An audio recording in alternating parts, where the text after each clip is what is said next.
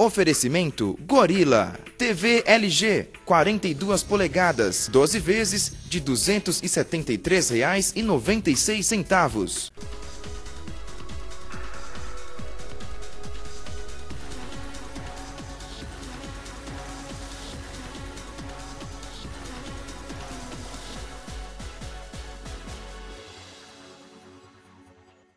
Boa noite, Brasil. Boa noite, mundo.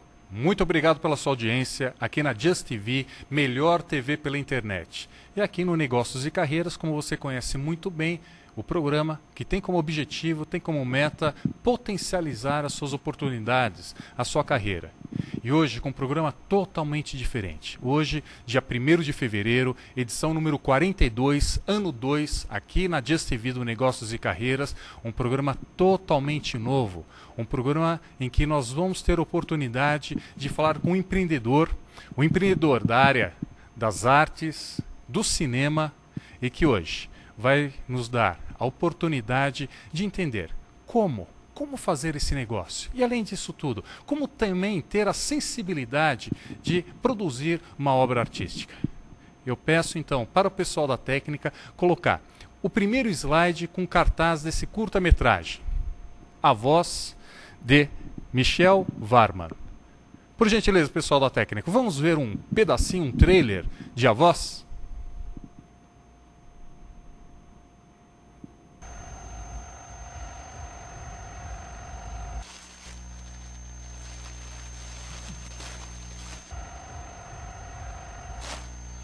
Obrigado, Bob.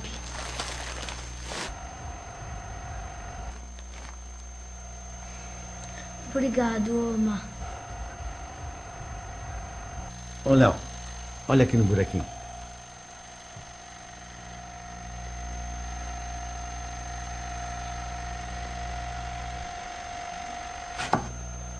Ela fez sexo oral. Não é judia. É judia sim. Você esteve em Auschwitz? Como? Você esteve em Auschwitz? Como?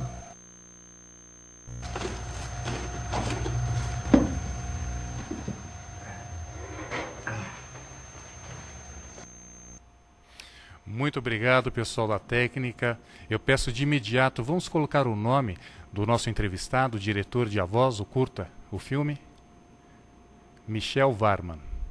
Caro Michel, muito obrigado por você ter aceito o nosso convite do Negócios e Carreiras aqui na Just TV para vir falar sobre não só esse filme, contar da premiação, contar da sua carreira, contar do negócio que é realizar uma produção como essa. Muito obrigado. Boa noite a vocês, obrigado por me convidar e vamos aí, estamos à disposição. Eu recebi aqui, meus caros, um breve currículo de Michel Varman. Ele é uruguaio, com ascendência em Israel. Ele, aos 6 anos, foi morar nesse país, em Israel. Durante a adolescência, ele teve uma militância política intensa em Israel. E a partir dos 8 anos, como ele pode me corrigir daqui a pouco, todos ingressam no serviço militar naquele país, em Israel. Então, durante 3 anos, ele atuou na Marinha e depois ele seguiu essa parte artística da veia dele, não só ganhando prêmios em literatura, também em cinema, até que veio aqui ao Brasil em 2004, se formou em cinema pela FAAP, universidade e faculdade conhecida por todos nós brasileiros, e a partir disso foi produzindo vários curta-metragens e montou uma empresa, a Sancho Filmes. E a partir de agora, essa semana, daqui a pouquinho ele vai passar mais esses detalhes. Amanhã mesmo, vai acontecer o lançamento desse filme, desse curta que nós acabamos de ver o trailer, A Voz. Mas antes disso, Michel, fala um pouquinho mais a seu respeito, qual foi a sua trajetória, por que você escolheu o cinema, você tem essa veia artística, mas você foi marinheiro, você saiu do Uruguai, foi para Israel, como é possível isso? Como um empreendedor foi criado Michel Varman, Misha? Bom, é uma pergunta bem complicada. Sim. Que acho que eu não sei a resposta sobre ela, porque acho que tem muitas coisas que a gente não escolhe na vida. Eu vou ser cineasta. Não, eu quero ser médico quando sou pequeno, eu quero ser bombeiro, veterinário, policial. Minha esposa queria ser advogada, mas também não é. Mas cineasta ninguém escolhe ser. Deve ter alguns poucas pessoas que com 10 anos já falam, bom, eu vou tentar ser cineasta, e não foi o caso.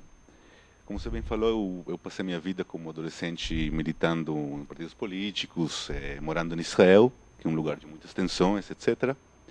E eu pensei, bom, eu vou tentar fazer alguma mudança, eu vou tentar trabalhar nesse sentido. Entrei no serviço militar, aos 18 anos, e um pouco que me bati de frente com uma realidade que eu não sei quanto eu poderia cambiar de dentro da política ou de dentro de uma militância, e comecei a procurar outros lugares de expressão. Sim. Michel, só perdão, até é interessante isso para o nosso público que acompanha negócios e carreiras. E para muitos brasileiros, Israel é um enigma, é uma incógnita. Muitos brasileiros não entendem Israel. É verdade, todo jovem em Israel tem que fazer o serviço militar? Sim, sim. É obrigatório para todo O serviço jovem? militar é obrigatório para as mulheres e para os homens. Mesmo que ele tenha uma opção ideológica, cultural, artística, totalmente diversa? Não existe isso. Assim, você tem seus meios, sujeitos brasileiros, de sair fora. Ok. São 3 anos para homem, 2 anos para mulher. Você pode tentar conseguir ser artefato médico, dizer que você tem problemas mentais, X razão. Sim, Mas sim. aos 21 anos você sai do serviço militar, vai procurar trabalho, e o senhor fez o que no serviço militar? Ah, não, eu não fiz. Mas o senhor não fez por quê? Tem uma razão, que seria saúde. Se o senhor não fez por questão de saúde, o senhor não pode trabalhar com a gente. Portanto, você é obrigado pela sociedade, Interessante isso. fora do Estado, a fazer o serviço militar. Então você pode tentar escolher para onde fazer. Entendi.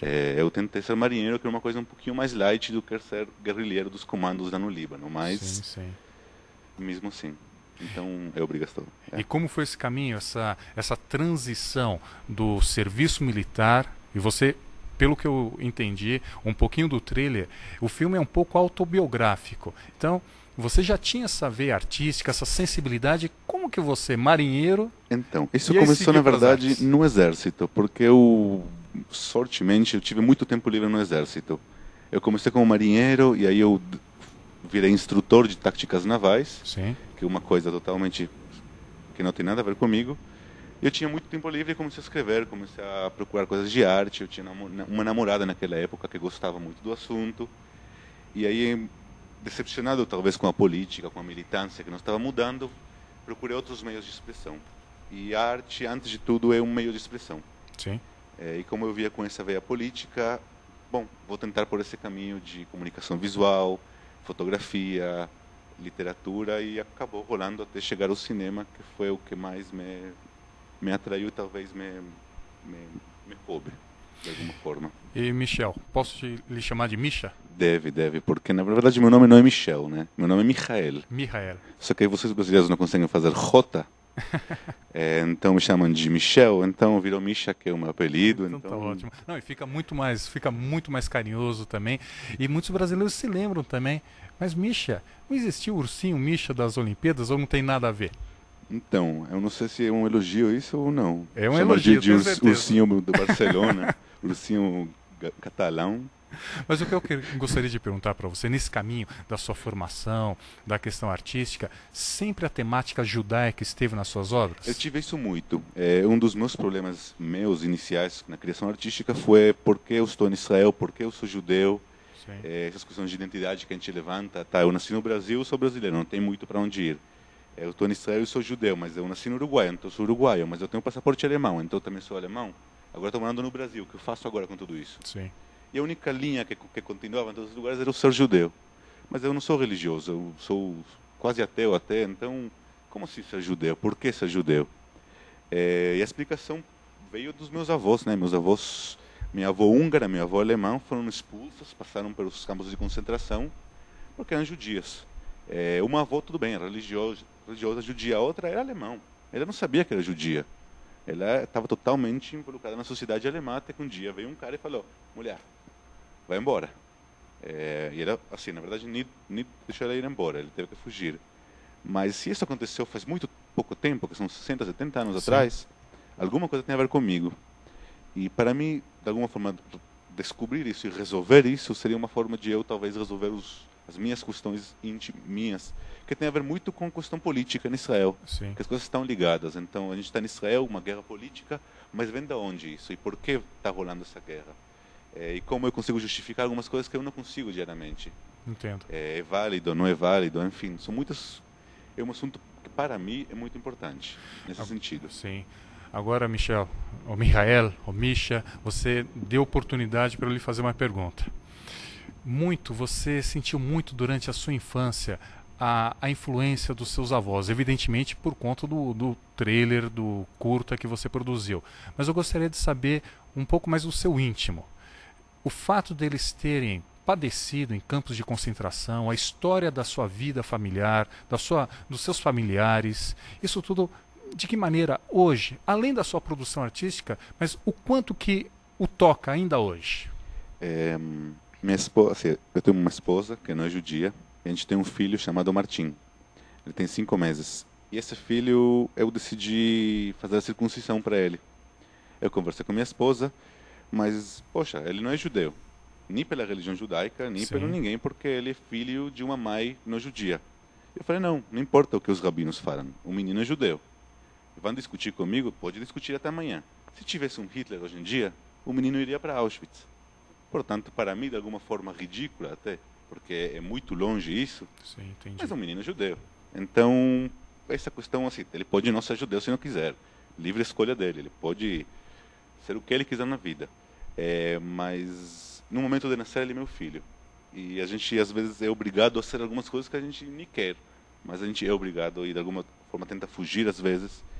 E a questão das avós, na verdade, eu não cresci com minhas avós. Eu fui embora de Uruguai aos 6 anos e eu tive ausência das minhas avós toda a minha vida. Mas eu ia visitar meu pai, que ficou morando no Uruguai, uma vez por ano, e aí eu encontrava elas e não estava presente no dia a dia. Mas, posteriormente, anos depois, a gente começa a perceber coisas que essas pessoas tinham e que você entende os traumas por quais eles passaram. Então, minha avó alemã, por exemplo, até o dia da morte dela, falava só alemão. Sim. Ela falava espanhol, falava inglês, falava um monte de línguas. Mas ela ia num banco no Uruguai e falava com um banqueiro alemão, que o cara se vira. Isso tem a ver com alguma coisa do passado dela, Sim, né? Ela sem dúvida. nunca quis voltar para a Alemanha, mas ao mesmo tempo nunca deixou de ser alemã. E nunca virou uruguaia. Então essas passagens, Michael, das gerações, avós, depois os pais, netos, filhos e netos, ainda dá para sentir os efeitos nefastos, ruins, que destroçaram famílias. Até quantas gerações você imagina? Agora eu faço uma pergunta para o humanista Misha. Uhum. Quantas gerações de uma família permanece com esses efeitos de algo que foi um momento o mais horrível, mais tenebroso da humanidade? Bom, acho que essa pergunta, na verdade, é relevante para todos os traumas da humanidade ao longo dos milhares de anos.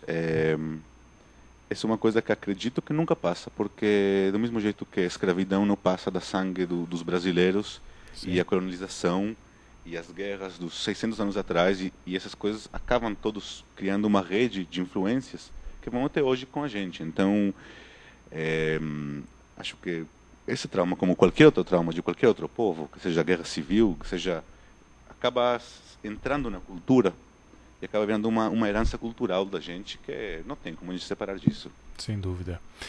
Michael, eu vou pedir para o pessoal da técnica colocar algumas imagens, algumas fotos do filme, do Avós, do curta. Eu gostaria que você fizesse alguns comentários, ok?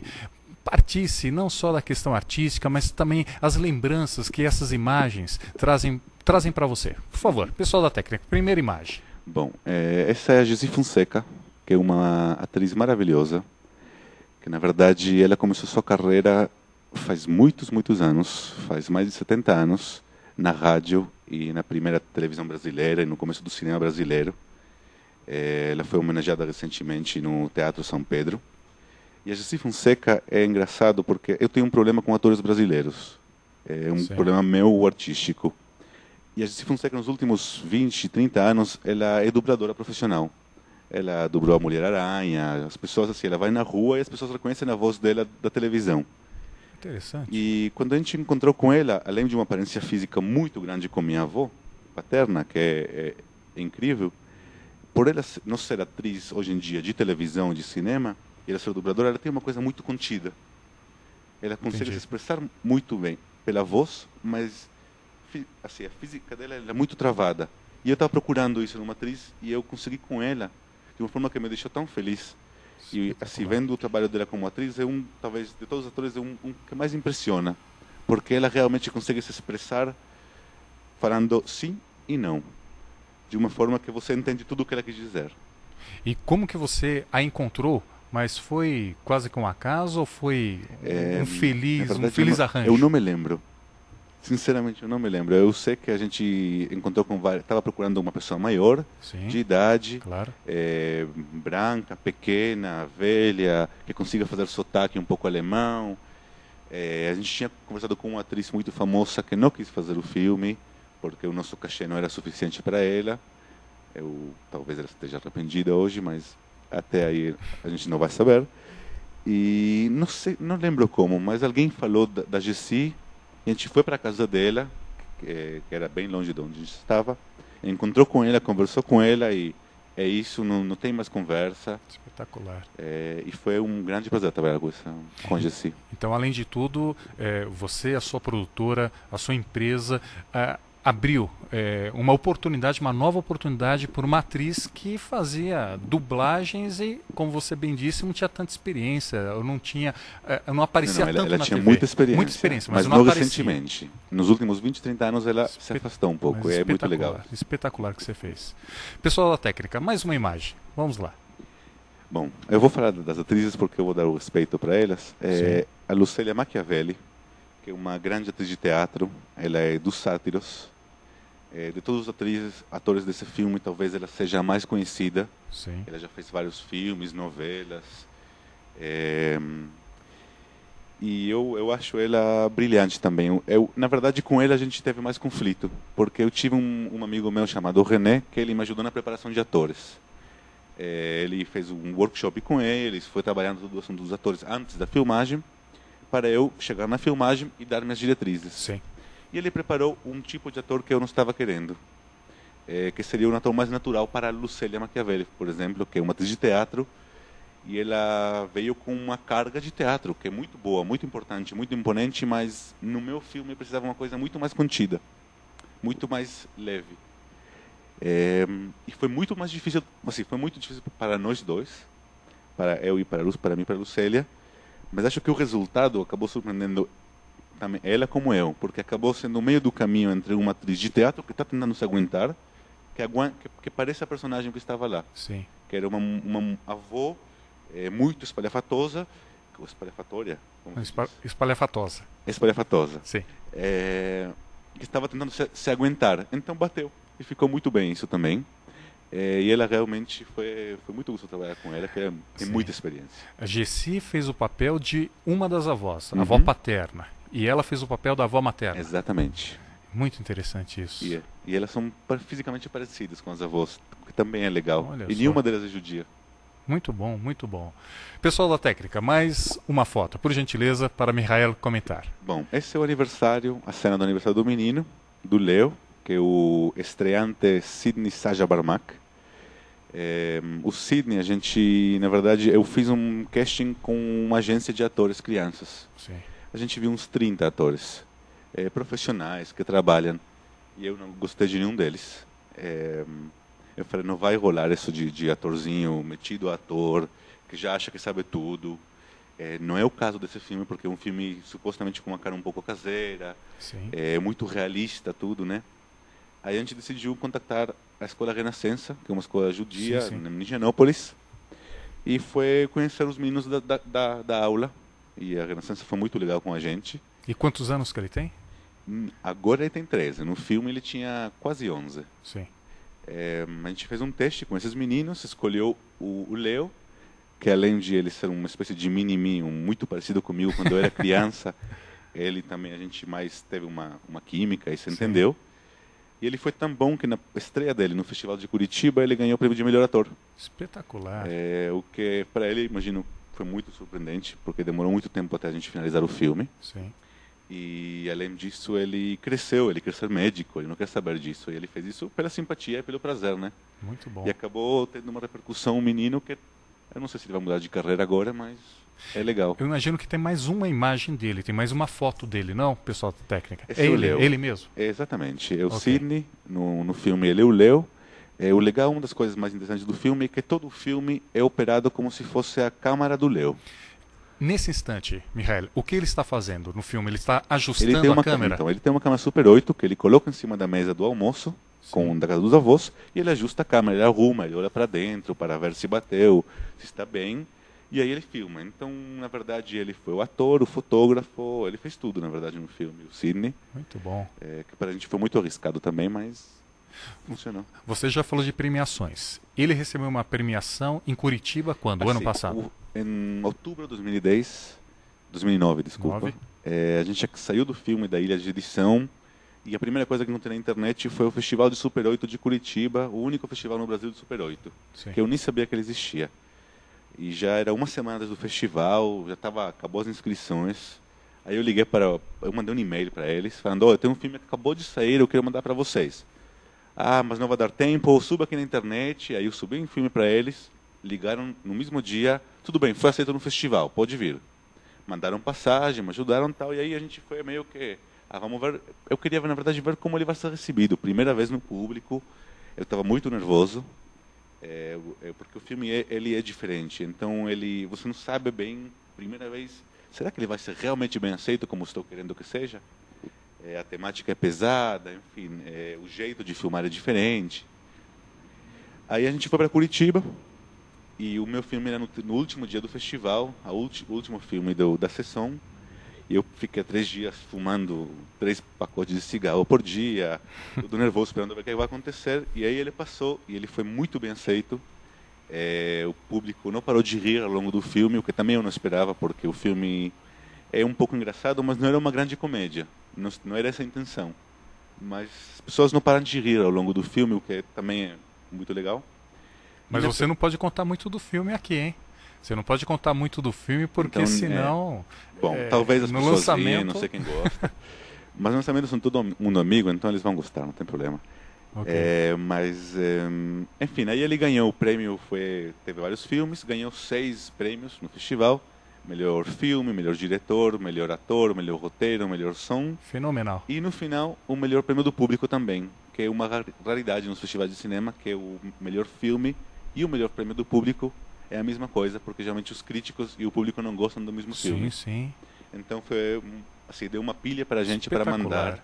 Espetacular. Eu vou pedir para o pessoal da técnica voltar no slide anterior que havia colocado, que é o cartaz do filme. A voz. Lá em cima no cartaz, eu tenho certeza que a nossa audiência consegue perceber, tem um ursinho em pé. Você pode explicar o que é isso? É um Misha. Hã? É um Misha. É um Misha, mas não é o Misha de Moscou. Não. É o urso de Berlim. Então, após esse festival de Curitiba, a gente ficou tão animado e o ego soube tanto na gente que a gente manda para festivais. Mandamos para o Festival de Berlim, um pouco assim, sem querer, em cima uma cópia meio tosca. Foi tudo muito rápido porque a gente não teve tempo e acabava a inscrição. E um mês depois a gente recebeu a notícia que a gente foi selecionado para o festival. Foram 2.600 filmes inscritos no festival. Foram selecionados 60. Espetacular. Dos curtas-metragens, o único brasileiro foi esse mesmo. E o Berlim, assim, tem 3 festivais no mundo importantes de cinema, que é o de Cannes, de Berlim e de Veneza. Sim. O Oscar a gente não conta como festival, é outro esquema. Então foi selecionado para um dos primeiros 3 festivais do mundo, que é um mercado muito importante. Sim. Para o filme, pela temática, é mais importante ainda. Acredito que não teria nenhum outro festival melhor para estrear esse filme, com temática de holocausto, com judeus, com brasileiros. É um filme de inverno, não é um filme de verão brasileiro tropical.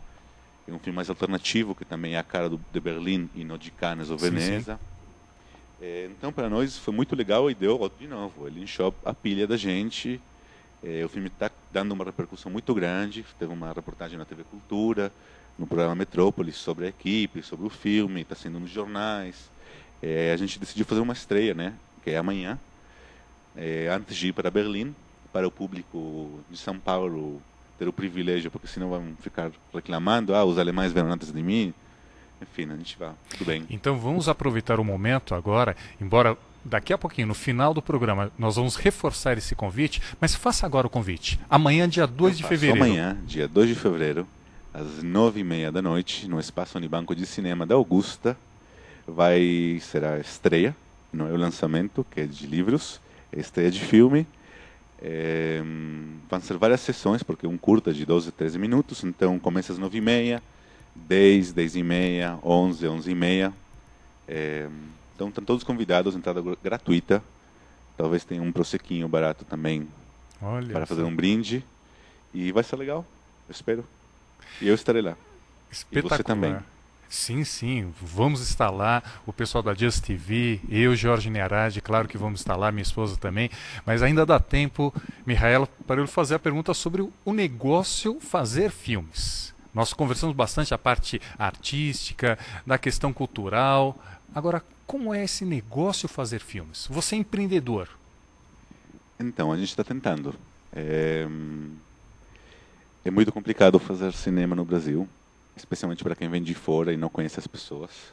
Quem estuda cinema sabe o quanto difícil é. Você tem 2, 3, 4 opções para continuar sua carreira fazendo cinema ou rádio e TV. E eu, por ter feito meu serviço militar, etc., eu me formei com 28 anos. E eu, para procurar trabalho com 28 anos, sendo um pouco velho para fazer estágio, e eu não tenho pais ricos para que me comprem numa produtora que investam, toma aí 100 mil reais, compra uma câmera e manda bala. Então foi muito difícil e eu fiquei, na verdade, nos últimos anos trabalhando em outras coisas, que é publicidade, assessoria de comunicação para advogados, fazendo um monte de coisas ao redor, até conseguir concretizar, faz alguns meses, o que é cinema. E não é fácil, porque a gente tem que tentar entrar em editais, que a gente ganhou um edital recentemente do Estado de São Paulo, que é o Prêmio Estímulo de Curta-Metragem. Sim. Para a gente produzir esse ano um curta. E agora com esse filme indo para Berlim, eu espero que a gente consiga um pouco mais de coisas, mas é muito difícil de verdade. E você depende de publicidade. Você não pode só, eu vou fazer cinema porque é minha vocação e só arte, porque não é assim que funciona o mundo. O custo, não pergunto do filme A Voz, mas pergunto você... do A Voz. Sim. É mais legal. Você pode dizer? Claro. Quanto custa fazer um filme?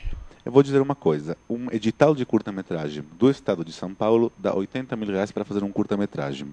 Quanto tempo de duração curta? Até 15 minutos. Sim. Eu vou voltar para trás. Meu filme custou 6 mil reais para ser produzido. Até o momento que ele entrou em Berlim, ou seja, menos de 10% de um custo de um curta-metragem normal. Espetacular. Depois de que entrou em Berlim, eu consegui alguém para me dar mais 6 mil reais para poder finalizar em alta definição. Para Sim. passar no festival, mas só porque entrou no festival e a pessoa ficou interessada. Exatamente. Então, é difícil. Você depende dos amigos, dos parceiros, do seu bolso, da esposa, do pai, da mãe, do tio. A gente demorou 2 anos para finalizar esse filme. E mesmo que a gente faça um curta-metragem com 80 mil reais, demora 6 meses um curta desses para ser produzido. Você vive de quê desses 80 Sim. mil reais? Exatamente. Fica com 10, talvez, no final, para viver 6, 7, 8 meses. Sim. O que é 1.000 reais por mês para um diretor de um curta-metragem. É difícil. Então, você não faz isso, você não faz curta-metragem comercialmente. Você faz pela arte mesmo. Aí você faz publicidade para ganhar seu dinheiro. Você tenta fazer longa-metragem para ganhar um pouco mais, mas também não é uma coisa que no Brasil é muito complicado. A Voz, qual é o número de produção sua? Quantos curtas-metragens antes de A Voz você já havia feito? Okay, quando a gente fala de curta-metragem, a gente fala de 2 coisas. Temos vídeo e película. Sim. Película, quer dizer, um filme que vai ser lançado em 35 milímetros. Hoje em dia a gente fala também de HD Cam, que é uma alta definição. E acredito que essa é a estreia por ser em película. De vídeos teve mais de 20 em outros festivais de outros lugares, até chegar a uma coisa mais séria. Espetacular, Mihaela. Eu me sinto muito honrado com a sua presença aqui, sabendo de todo o seu histórico, que eu já o conhecia, que eu tenho também uma admiração muito grande pela sua esposa, Fabiola Marques, que acabou agora de tomar posse como presidente da Comissão da Mulher Advogada lá no AB, nós somos colegas. E a produção, agora que você contou. E como empreendedor também, afinal de contas, aqui no Negócios e Carreiras, nós estamos pensando nisso. Nós buscamos sempre, toda semana, aqui ao vivo, um entrevistado que passe orientações profissionais. E eu tenho certeza, a sua experiência, Mihael, o que você ofereceu hoje para os nossos telespectadores, ou net espectadores, ou audiência do Negócio de Carreiras aqui na Just TV, melhor TV pela internet, foi um exemplo. Um exemplo de força, de vontade, também de humildade. Eu gostei muito de ter conversado consigo e acho que dá tempo ainda. Você passar um último recado e reforçar o convite para amanhã.